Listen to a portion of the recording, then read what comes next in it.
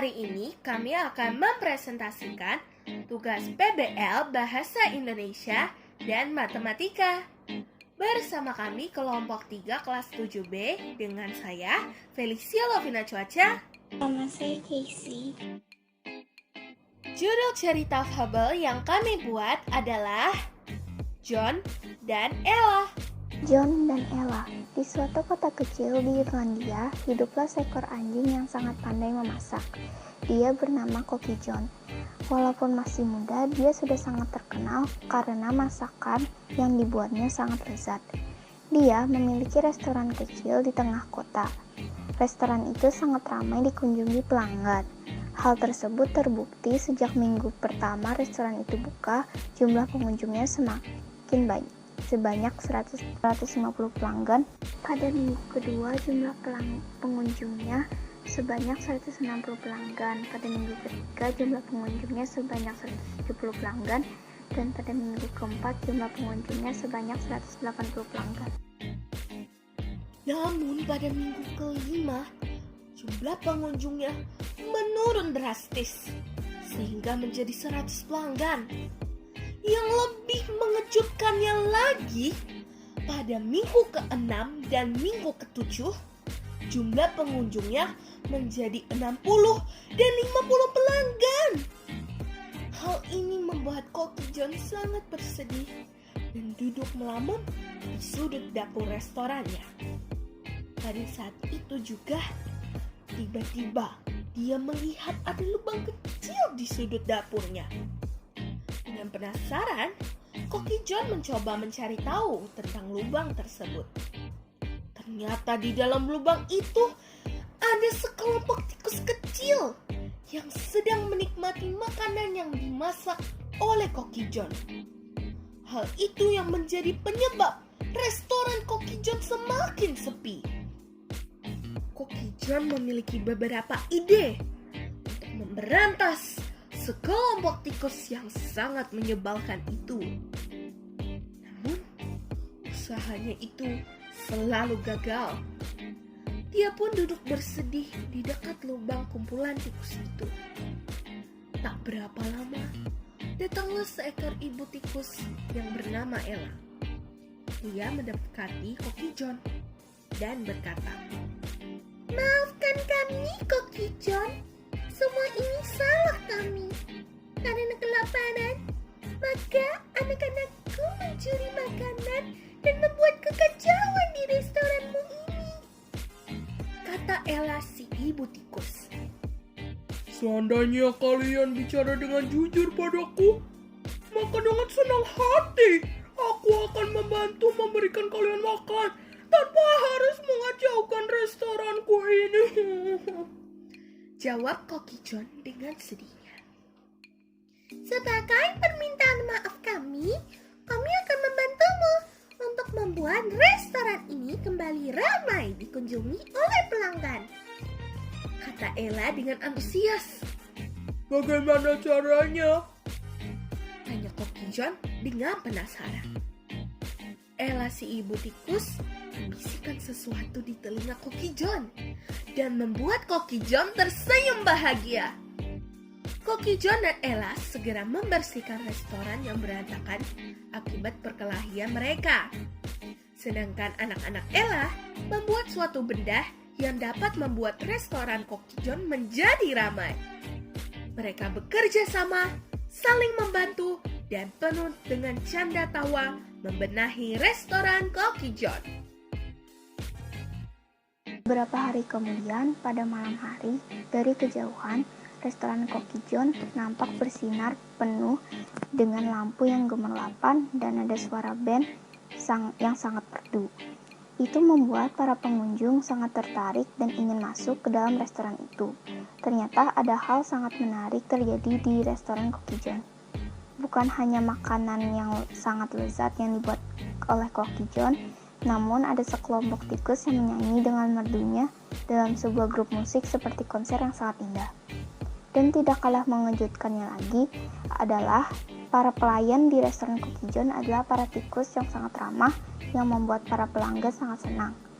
Sejak saat itu, restoran Koki John tidak pernah sepi lagi. setiap minggunya selalu meningkat. Terbukti dari jumlah pelanggannya. Pada minggu ke-8, jumlah pelanggan di restoran Koki John sebanyak 200 pelanggan. Pada minggu ke-9 dan minggu ke-10, jumlah pelanggannya sebanyak 250 pelanggan dan 300 pelanggan. Serta selalu ramai pelanggan di restoran Koki John tersebut setiap minggunya. Terima kasih Ella dan anak-anakmu yang sangat lucu itu. Aku sangat bahagia. Kalian bukan hanya membantuku di restoran ini agar kembali ramai, namun kalian memberiku sebuah keluarga yang sangat hangat dan saling menyayangi. Apakah kalian mau terus bersamaku di restoran ini? Tanya Koki John dengan haru, lalu memeluk Ella dan anak-anaknya. Kami akan selalu ada untukmu, Koki John. Kau adalah bagian dari kami ini semua. Dan kau juga mengajarkan kami arti dari kepercayaan dan tidak menganggap remeh siapapun juga. Jawab Ella si ibu tikus. Persahabatan antara Koki John dan Ella si ibu tikus serta anak-anaknya terjalin sangat baik. Semua hal mereka lakukan bersama-sama, saling membantu dan saling mengasihi satu sama lainnya. Walaupun tikus kecil, namun Koki John tidak pernah memandang mereka rendah. Walaupun Koki John berbeda dengan si tikus, namun perbedaan bukanlah penghalang bagi mereka untuk tetap berteman dan berbuat kebaikan. Unsur intrinsik fabel, judul John dan Ella. Tema, kejujuran mendatangkan kebaikan dan selalu menghargai tanpa memandang rendah apapun itu. Alur maju yang peristiwanya sesuai dengan waktu kejadian bergerak ke depan. Penokohan, tokoh utama Koki John, Ella si ibu tikus dan anak-anaknya. Tokoh pembantu para pelanggan restoran. Tokoh protagonis Koki John, Ella si ibu tikus dan anak-anaknya. Yang keempat adalah sudut pandang. Menggunakan sudut pandang orang ketiga dan menyebutkan kata ganti seperti kau, nya, mu, dia, kami, dan mereka. Latar. A. Latar tempat di restoran Koki John. Latar waktu, suatu hari pada malam hari, sejak saat itu beberapa hari kemudian. Latar suasana, menyenangkan, menyedihkan, dan menegangkan. Amanat dari cerita fabel ini adalah janganlah kita memandang rendah seseorang, apapun keadaannya. Selalulah berkata jujur dan selesaikanlah segala masalah dengan kepala dingin. Struktur dan kebahasaan fabel. Bagian orientasi, pengenalan tokoh dan latar cerita terdapat pada warna merah. Bagian komplikasi atau munculnya konflik atau klimaks terdapat pada warna biru. Bagian resolusi penyelesaian masalah terdapat pada warna hitam. Bagian koda atau akhir cerita terdapat pada warna ungu. Selanjutnya adalah penggunaan kebahasaan pada fabel. Yang pertama adalah penggunaan kata sinonim pada fabel. Terbukti pada kalimat, hal itu terbukti sejak minggu pertama restoran itu buka, jumlah pengunjungnya sebanyak 150 pelanggan.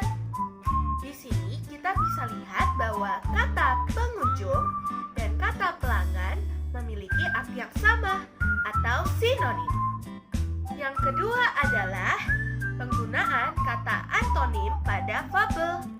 Di sini dapat kita buktikan dengan kalimat, seandainya kalian bicara dengan jujur kepadaku, maka dengan senang hati aku akan membantu memberikan kalian makan tanpa harus mengacaukan restoranku ini.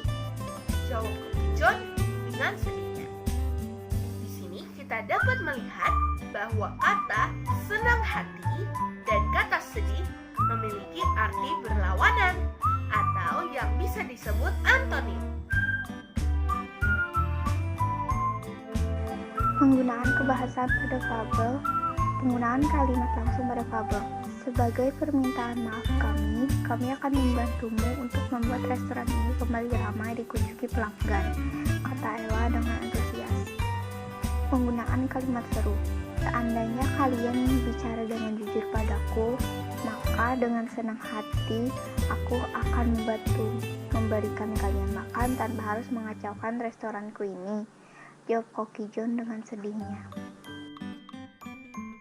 Yang kelima adalah penggunaan kata sandang, dan kami menggunakan kata sandang si. Dapat dibuktikan pada kalimat Ella si ibu tikus membisikkan sesuatu di telinga Koki John dan membuat Koki John tersenyum bahagia. Di sini kita dapat melihat bahwa si merupakan kata sandang. Dan yang terakhir adalah penggunaan keterangan tempat dan waktu. Kita ambil contoh yang pertama adalah keterangan tempat. Dapat kita lihat pada kalimat suatu kota kecil di Irlandia, hiduplah seekor anjing yang pandai memasak. Dia bernama Koki John. Keterangan tempatnya ada di suatu kota kecil Irlandia. Kemudian, contoh yang kedua adalah keterangan waktu. Dapat kita ambil dari kalimat beberapa hari kemudian, pada malam hari, dari kejauhan, restoran Koki John nampak bersinar, penuh dengan lampu yang bergemerlapan.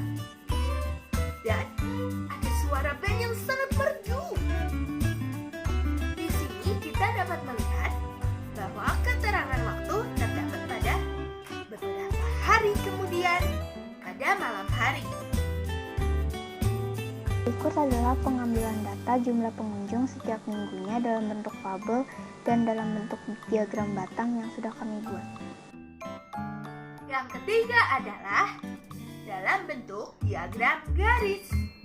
Saya telah membuatnya berdasarkan warna dari diagramnya. Ada warna merah, orange, kuning, dan lain-lainnya.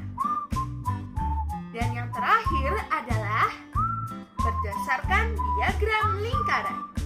Di sini kami membuat dalam dua bentuk.